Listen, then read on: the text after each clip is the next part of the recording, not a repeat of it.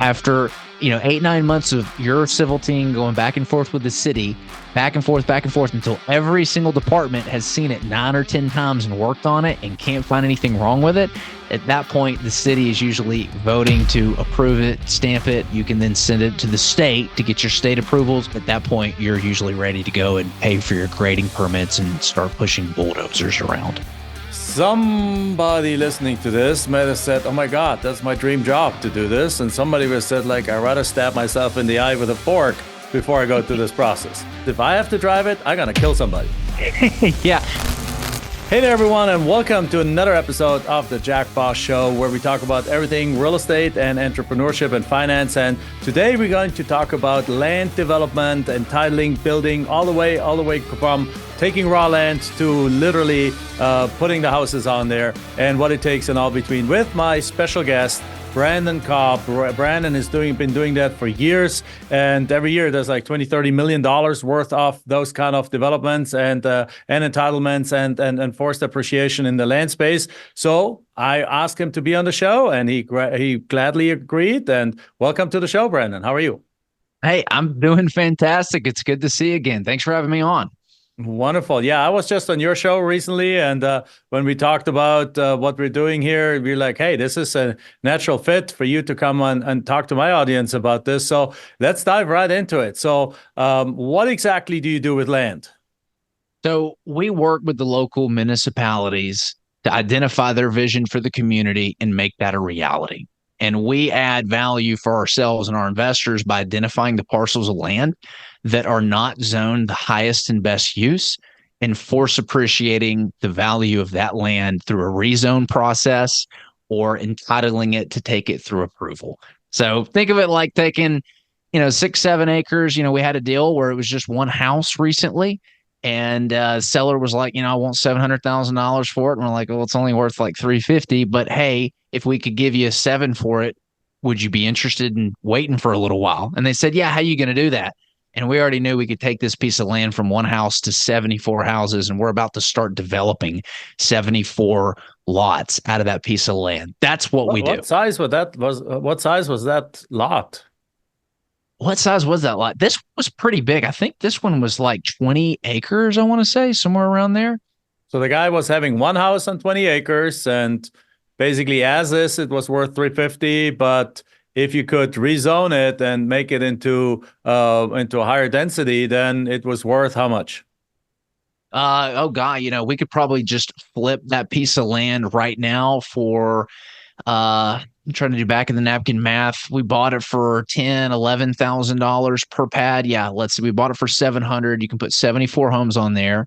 So that's around 10 a pad. And I mean, we could easily sell it for 22, 23 right now. So yeah, I don't know what the math boils down to, but probably somewhere around 1.5, 1.6 million is probably what it's worth.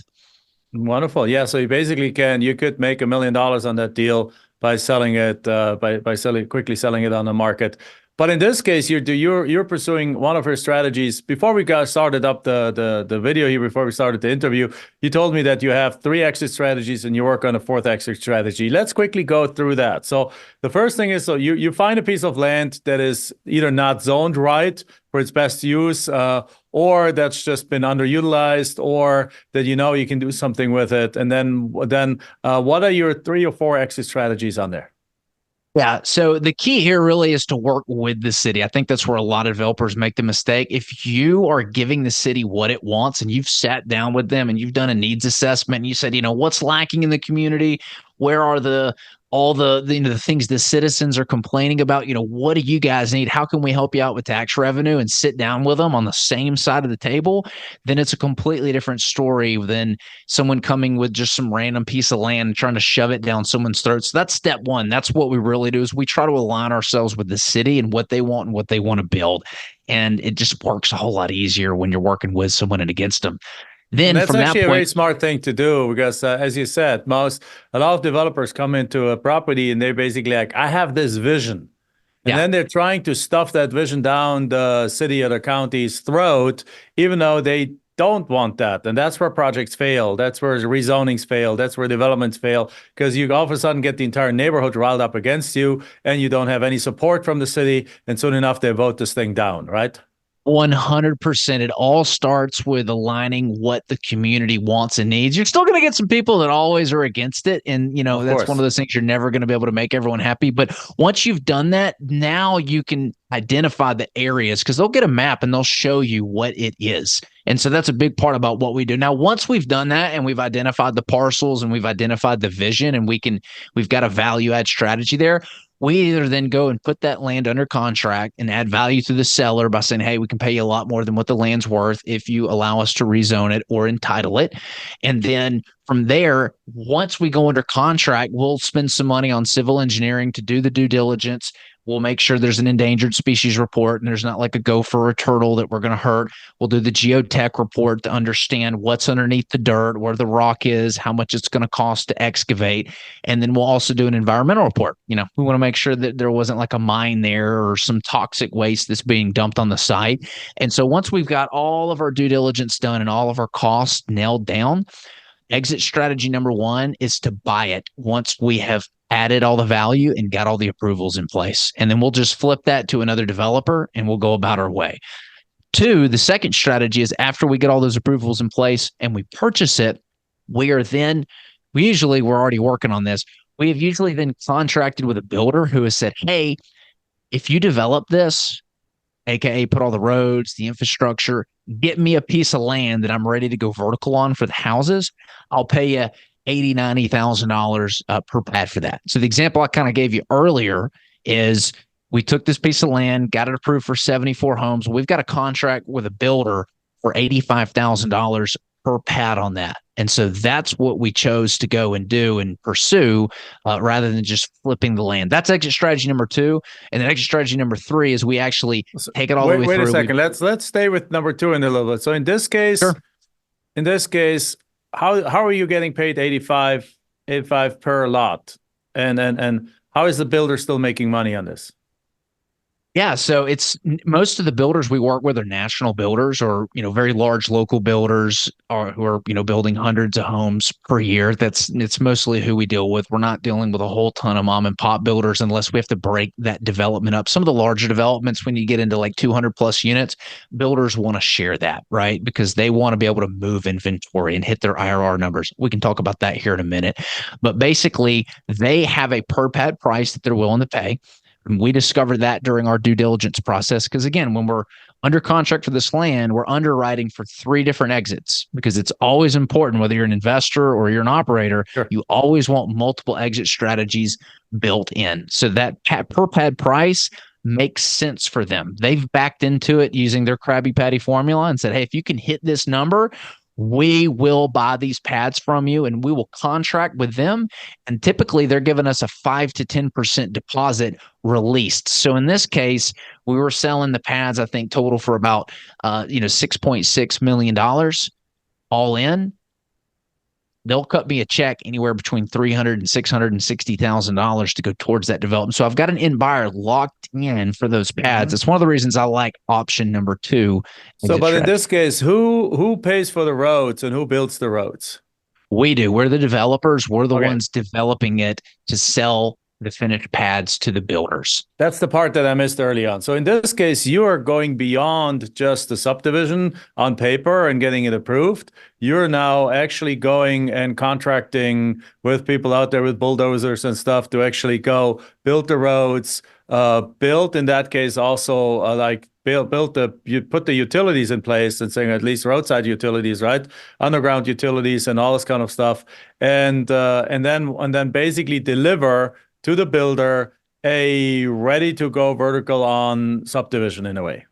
That's right. Exit strategy number one, flip the paper to the developer. Exit strategy number two, we are the developer selling them to the builder when they're finished. Okay, good. And then exit strategy three, we are the builder. We build and go vertical on it. And then hopefully we're trying to underwrite exit strategy number four where we can build it and hold it and rent it out and hold it for long-term cash flow and depreciation. Right. Well, that makes sense because your cost factor is substantially lower. So instead of realizing the profits and sitting on a bunch of cash and then having to go buy something at retail, why not keep the development in that point at a lower cost basis, just refinance into it with a long-term loan and just hold on to it. Yep. That's exit strategy number four that we're working on. Wonderful, wonderful. So let's go back to exit strategy number two for right now, because that seems like there's two and three because they seem to be a little bit more involved. So your company has developed the expertise, or you have somebody a construction, or you partner with a construction company. Number one, and number two, how does the financial picture in this model look like? Because obviously that's gonna cost money to do that. Because we go to exit strategy number one, you can do exit strategy number one with a fairly limited amount of cash, right? Mhm. Exit strategy number one is basically you, as you said, the guy wants 700,000. You're like, I'll give you $700,000, but I'll pay you in a year from now when we're through the rezoning and through the subdivision process, and we have a paper subdivision. At least you have it all approved on paper. Then we'll buy it because you in that moment you'll flip it right away and you make $1 million. So in that case, all your cost in that deal is perhaps an earnest money deposit that's refundable and the cost of the rezoning process and the Mhm. environmental reports and all this kind of stuff. So Yep. that might cost you 100 grand, let's say. So is that in the ballpark? 40, $50,000 per. Bigger ones are, yeah, closer to 100 grand if it's Okay, 150, 200 units.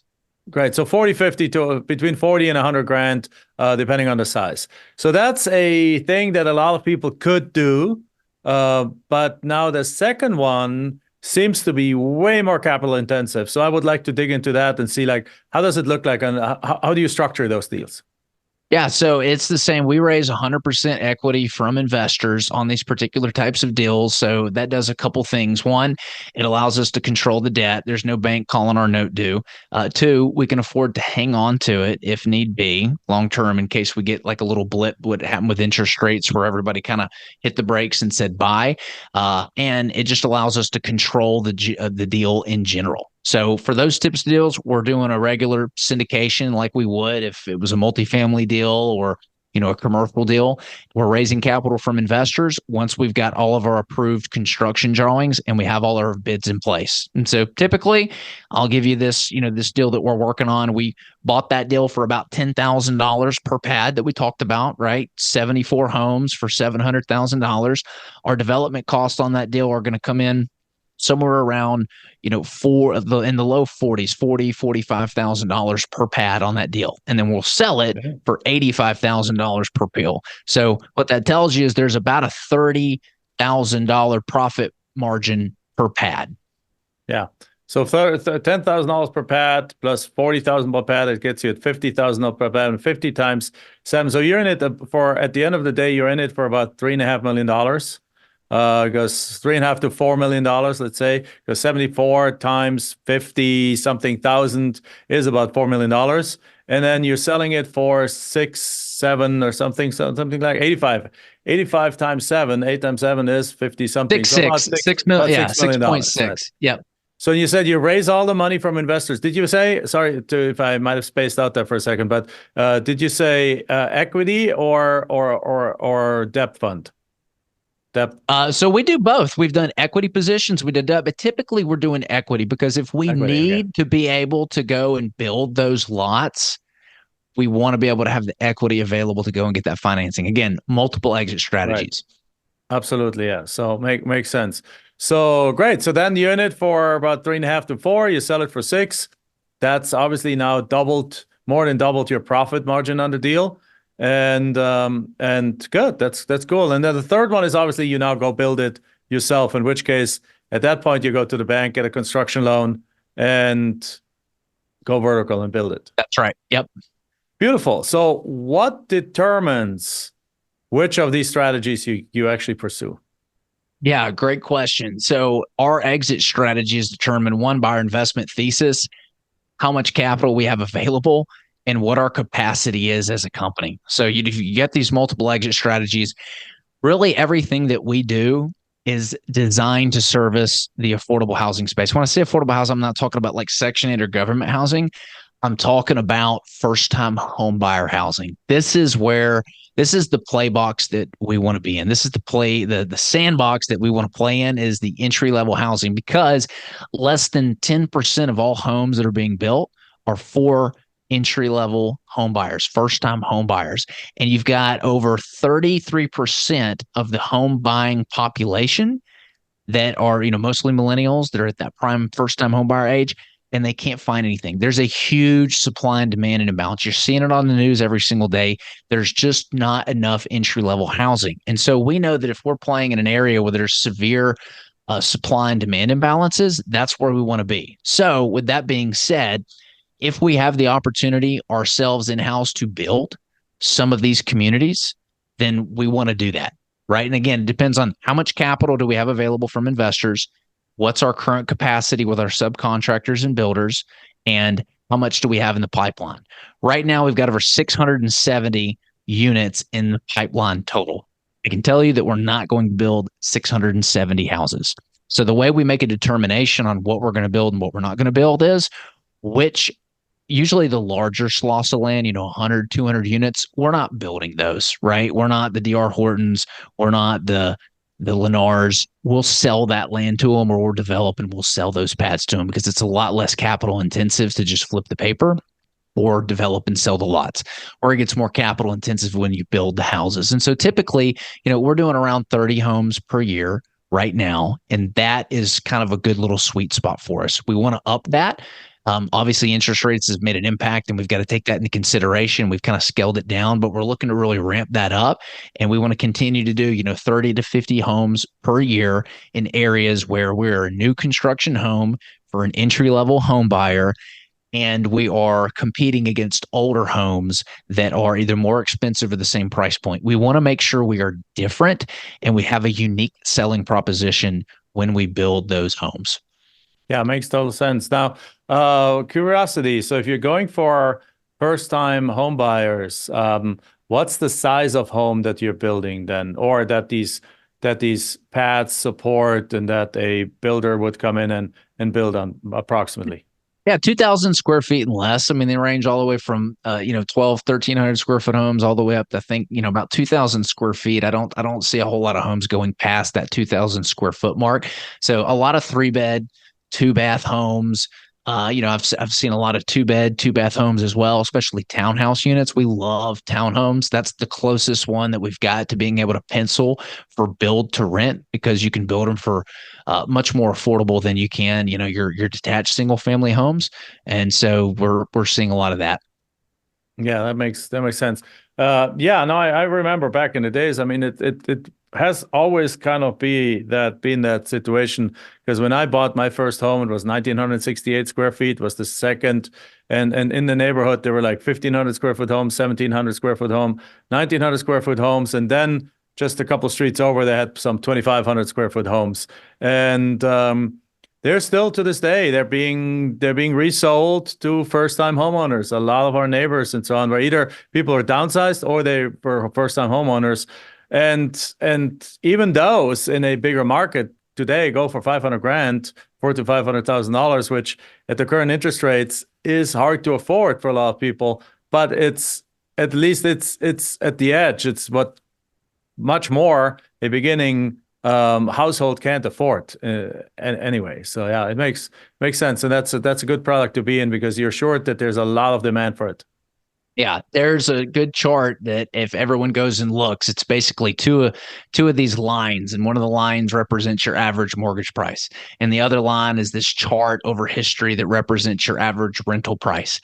And if you look at it, there's times in history where they intersect, and sometimes it's more expensive to own a home than it is to rent, and sometimes it's the rent is more than it's buy. So it's this great historical chart that shows you the best times in history to buy versus rent. And if you look at where the rent line is right now versus where the average mortgage price is right now, there has never been a greater discrepancy in how much it costs to own a home versus rent a home. Right now, the indicators are screaming rent. It has never been more expensive compared to renting in history right now. And that's one of the reasons why we're trying to capitalize on the build to rent space and hold more of these assets.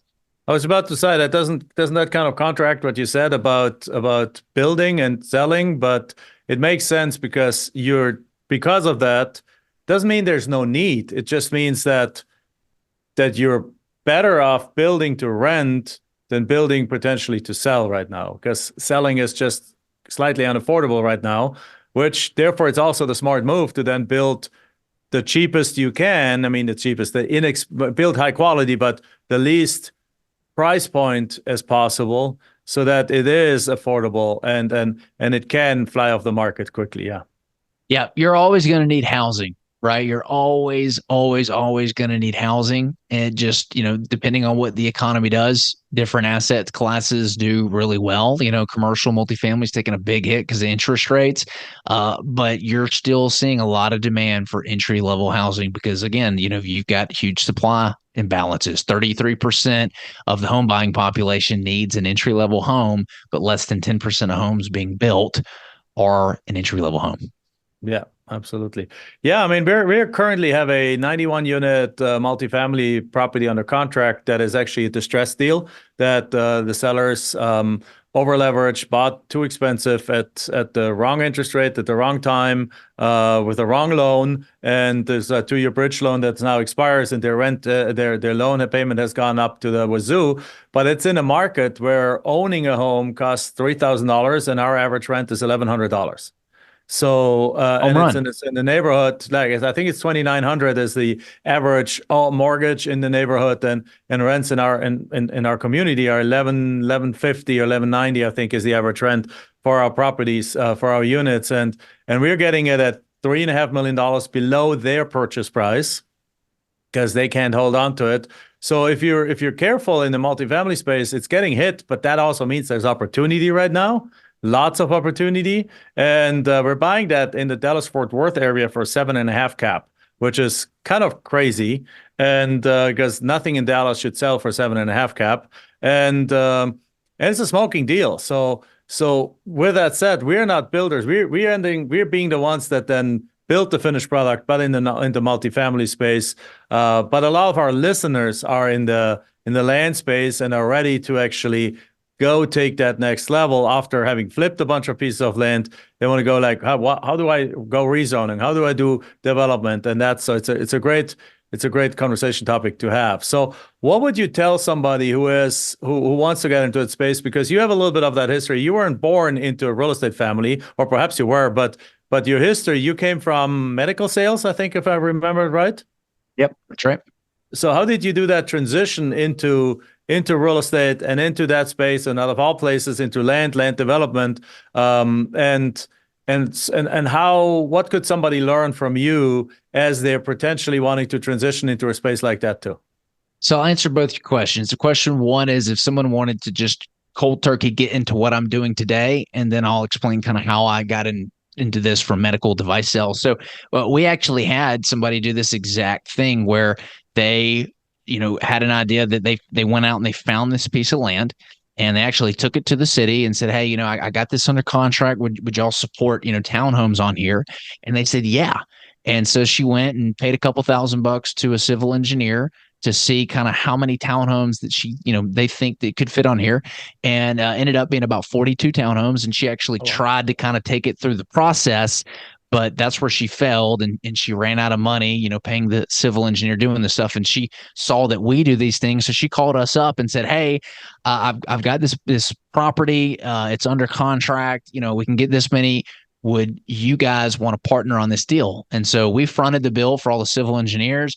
We took it through all of the continued to do the rezone and do all the entitlements. And, she got to sit side saddle this whole time. So the number one is if you want to get into, go find who's doing it and figure out how to add value to them. Great way to do that is to go out and find deals. Keep looking for deals, and they'll want to work with you, and they'll kind of teach you what to look for if they see you're serious. So that's the best way to get into it and ramp your skill set up, is add value to the people who are currently doing it. AK, if you can find them a deal, or if you've got some money to bring to the table, that works, but add value. How did I do it though? I didn't start in this. So once upon a time, I was in medical device sales.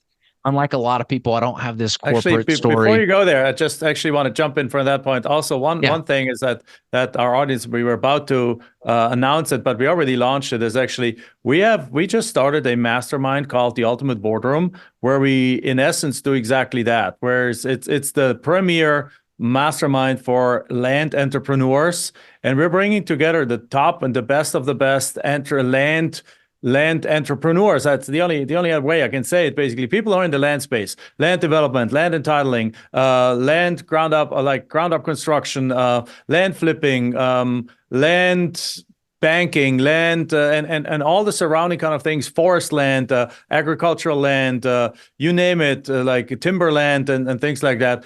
All of these different areas, we're bringing the best of the best together. And one of the number one things I want our members to do is basically, we launched this a month ago, and we already have almost 50 members that have joined us, and all of them are professionally in the land space. Our number one goal is to exactly do that. There's somebody comes in that might do 200 land flips using our Land Profits Way, perhaps a year, but has never taken the land through development. And there's somebody else that does 10 large developments a year and is always looking for land. Well, guess what? We want them to come together and partner up on deals, just like you just said, and do deals together. We want them to build symbiotic relationships that says, like, hey, we got this expertise, you got this expertise, go find me 10 pieces of land a year, and we'll do whatever cut they agree on, the joint venture agree on. And then one does all that, one work, the other one, everyone works in their genius, everyone works in their development. And then and with that, we meet a couple of times a year. We have ongoing Zoom calls. So if anyone's listening and is actually interested in that, make sure you go to ultimateboardroom.com and go check it out and fill out an application, or schedule a call to talk to us about that. With that said, let's go back. Let's see. How did you learn about this? Well, hey, that's shortcut number two. You hit the head on the house. So one is to find people who are doing it and figure out how to add value. Two is to pay people who've already done it. Be around the people who are doing whatever it is you want in life. Doesn't even have to be about land. I mean, that's your secret Krabby Patty formula to accomplish anything you want to learn, is put yourself in the rooms and the groups with the people that are doing that. So props to you for creating that community. I already know, and I don't even know, you that well, that you're creating a ton of value for everybody in there.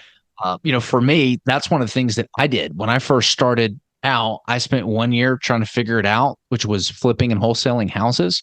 That's how I started. Transitioning from medical device sales. I'll spare you the story of how I got fired from my boss and had all the sales awards, and like the look of shock on my face that day. That day I learned that nobody was going to look out for my financial well-being but me, and that's what kind of got me started in the entrepreneur journey.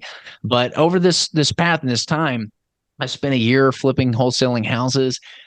Realized that, dude, I got to get around the right people. Paid to be in a mastermind, paid for coaching, invested in me first, because that's when you're always going to get the best ROI, is when you invest in the S in me. And from there, it was just paying attention to what the market showed. We got into infill, new construction, kind of tear onesie, twosie houses down, build one here, build a couple here, build one here. We're very spread out. And we realized that, oh my gosh, how much easier would it be if we could just build all these houses in the same one or two or three spots? Oh my God, could you imagine how much more efficient it would be if our PMs showed up to the same job site every day instead of 10 different ones?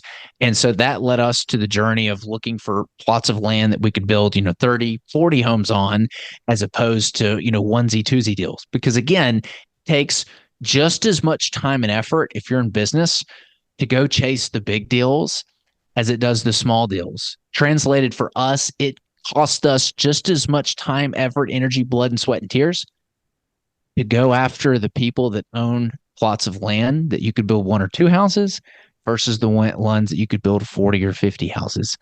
And at the same time, there's a bar there where, yeah, sure, there's like a little bit level of an expertise, but there's not as many people going after the big stuff as the small stuff. And so it was just blue oceans for us from that point onward. Yeah, very nice. That's a natural, logical transition, particularly if you started in the house kind of area, and then we're familiar with construction already. And I know a lot of the friends of mine that are in the house fix and flip kind of area. They have started doing ground up construction because the competition in the house area has gotten so fierce for existing kind of like distressed or fix and flip kind of home, that they're like, hey, I have an easier time finding infill lots and just building house like cookie cutter kind of houses from ground up, and they already have the crews, they already have the expertise, so they started doing that process, and it's only logical to then extend it from there. Which kudos to you. So going back to now the process of actually the rezoning or the entitlements and so on. Can you walk me, perhaps me and our audience, through to like on a high level, like what's the process steps from the point that you have a piece of land under contract to the point that you're ready to either sell it to a developer or actually go actually have the bulldozers come in. So what are the process steps there? Yeah, so you want to get it to a point where you can basically have your approvals from your city and your state. Usually the city will approve everything. The city has an engineer that sits on staff and works with your civil engineer to make sure all the criteria is met and everything is safe. And then from that point, it gets sent to the state. State approves it. And at that point, you're pretty much ready to go and pull a grading permit and get your bulldozer. So everything I'm about to tell you, works up to that point. Now, here's a nuance. Every jurisdiction is different. They're going to have some nuances. So, take it with a grain of salt. It's like a car. I can tell you how to drive a car, but they're all going to be driven just a little bit differently, right? I hopped in a Tesla the other day and like I had no clue how to turn this thing on. It was kind of embarrassing. I didn't know how to do the windshield wipers. So, with that being said, the first I thing you want couldn't to do even is open the door the first time I rented the Tesla. I had to go back to yeah, show them show me how to open the door of that thing. yeah, but you know how to drive a car, right? So Yeah, that's kind of what yeah. I'm about to explain to you. But the first step and really what you want to do, it all begins with having a great civil engineer. If you've got the city kind of where you want them and they're developer friendly and you've got something under contract, they're going to support it. I'm going to pretend all that's been done. At this point, you need a good civil engineer that can draw up a concept plan and kind of figure out how many units you can get on this. Once you've figured that out, you've got a concept plan and the city has like okayed that concept plan. Now you can begin the process. And so really it's a lot of it is, taking you're trying to get up to a preliminary plat approval. So you're trying to take it to a point where the city goes, okay, all right, this is what we're going to approve. It's going to be, 40 townhomes. But just because you get that approval in place doesn't mean you're actually going to get 38 townhomes. Once you get it preliminary approved, it's basically said the value, it's there. You're going to get 40 townhomes on this thing. We've gone through some meetings. There's some public hearings where people can come in and make a case for why they shouldn't want it, and the commission will vote on it. And once you get your preliminary plat approval, then starts the process of figuring out all the little things that take a long time. So the civil engineers are the one that are going to design these developments, and it takes a long time to calculate the slope of the road, to calculate the slope of the sewer, to make sure the sewer and the water tie in, to make sure the grading works. And so this is what takes a long, long time. Your civil engineer is going to start producing construction drawings, and then it's going to be up to the city's departments to bless those construction drawings. So there's a reason why when you're taking something through entitlement that you, for example, have to get the fire department to approve it, and you've got to get the zoning department to approve it, and you got to get the water department and the sewer department. There's all these departments because they know what's safe and what works in the community and what won't cause some, disaster like your house flooding or your electrical outlets, blowing up and your home's catching fire. It's not too close to the telephone poles. So the city and developer and civil engineers, they work together to design something that's going to be safe and it's going to work. And that's what's the painstakingly long process, because it's the civil engineer going and literally drawing and designing everything that I just explained. Then it kicks it back over to the city, and their civil team is looking at it and they're making adjustments and might say, oh, this doesn't meet this frontage dimension. We're going to have to push the road back here. Well, that might kill 2 or 3 townhomes in your development, and there's not a whole lot you can do about that. And so during this process of the back and forth between the city and your civil engineer team, you're making sure that everything's safe and designed correctly. And then, once you get all of those approvals in place, there might be a traffic study that you've got to do early on to make sure that there's not too many cars coming in and out of this road, for example, right? So there's some steps that you got to do, but all of it is done with the intention of making the development safe and to work for the community. And so finally, after 8-9 months of your civil team going back and forth with the city, back and forth until every single department has seen it 9 or 10 times and worked on it and can't find anything wrong with it. At that point, the city is usually voting to approve it, stamp it, and at that point, you can then send it to the state to get your state approvals. Once those come back, at that point, you're usually ready to go and pay for your grading permits and start pushing bulldozers around. All right. Now, somebody listening to this might have said, "Oh my God, that's my dream job to do this." And somebody would have said, like, "I'd rather stab myself in the eye with a fork before I go through this process." So where do you fall into that category? Obviously, you have done it now a bunch of times, but are you that detail-oriented person that enjoys going back and forth, or you have or if not, how have you handled that level of detail and bureaucracy and going back and forth and nitty picking over minimal kind of things? And I applaud you for presenting it in such a positive way, because I personally am myself a little bit more of a libertarian, and I want the government to leave me alone. So I think it would kind of drive me nutty if I go down that. Having said that, that something is in our future, but I already have the team member in our team that I know is absolute 100% perfect to drive this, because if I have to drive it, I'm going to kill somebody. Yeah, you want to make sure you find the person. And no, I'm not. You need to hire somebody with the experience, or you need, like, for example, there's some civil engineering firms that will do this whole thing for you. Now, Okay. there's nothing quite like the owner showing up and being at one of those hearings and try to problem solve on the spot. But there's civil engineering firms that will do this for you. You pay them a fee, and it's kind of one stop shop. They'll do it. There are ex city officials that realize, like, oh my God, I could either work for the city or I could flip flop sides and go work for the developers, and they pay me to get it through because I've got all the relationships and I know everything you're going to run into. So they're called, like, permit expediters.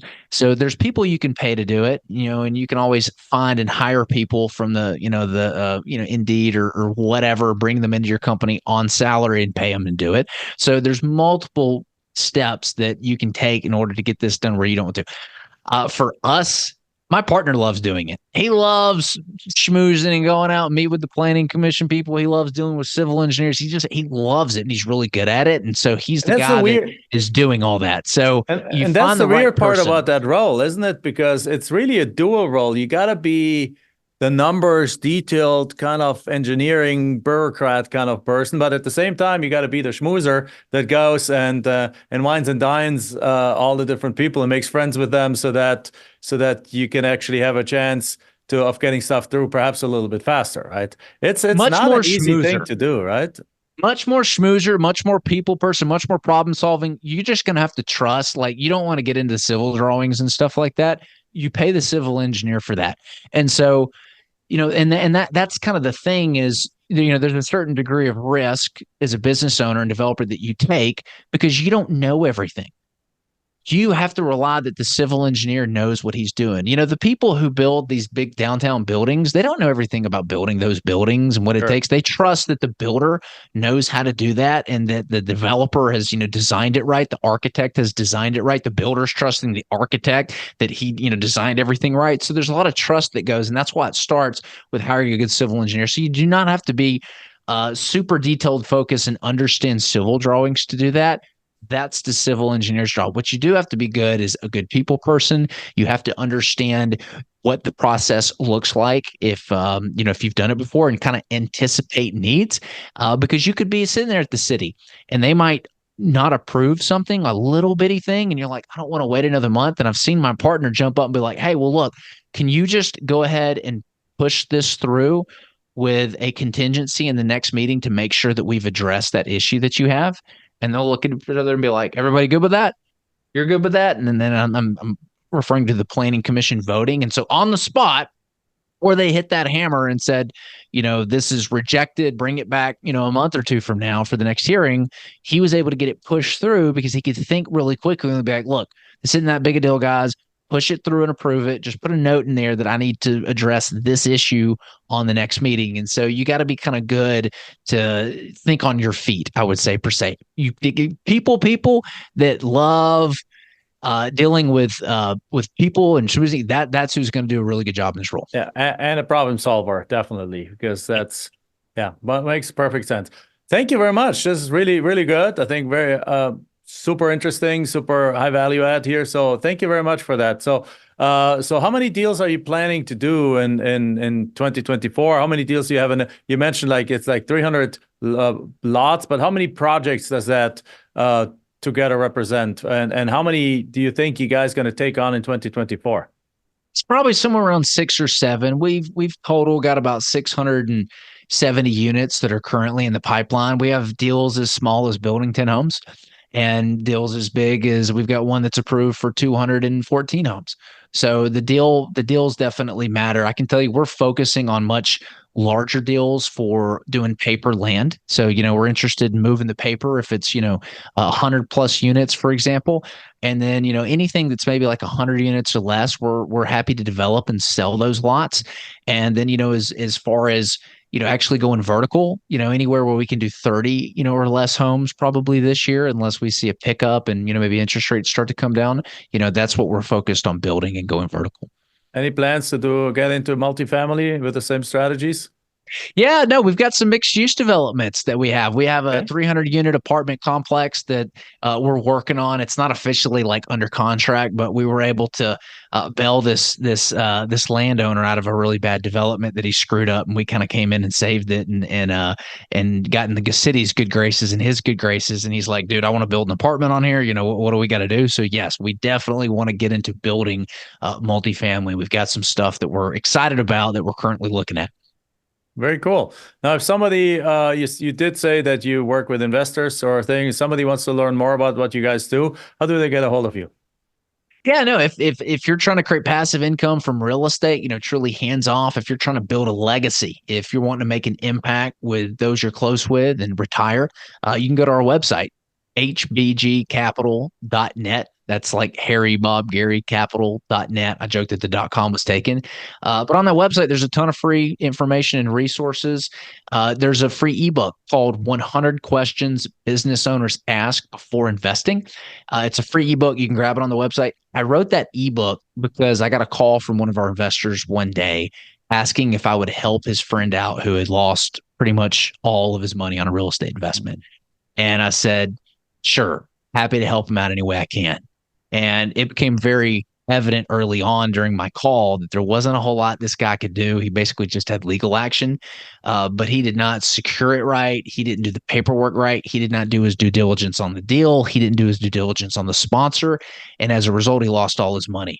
He lost all his money because he did not know the right questions to ask. Questions are what will unlock the answers that you need to know. And I think the biggest mistake people make when passively investing in real estate is they do not know the proper questions to ask. So I said, if I could prevent this from happening to just one person, I think it would be a win. And so I wrote that ebook for that reason to hopefully prevent that. So you can grab that on our website.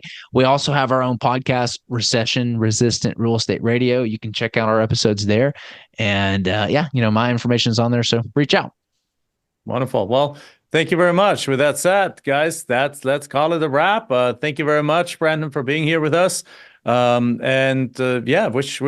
you a wonderful rest of the day. Thanks, Jack. Appreciate it. All right, then with that said, that concludes our latest episode of the Jack Boss Show. As always, give us that 5-star review. Also, I noticed that a majority of people listening to our episodes have not clicked the subscribe button. So make sure you click that subscribe button on whichever platform you listen to it. It helps us get the word out. It helps us make the podcast bigger. And therefore, it helps us educate more people in this world about real estate and entrepreneurship. With that said, thank you very much. Bye-bye.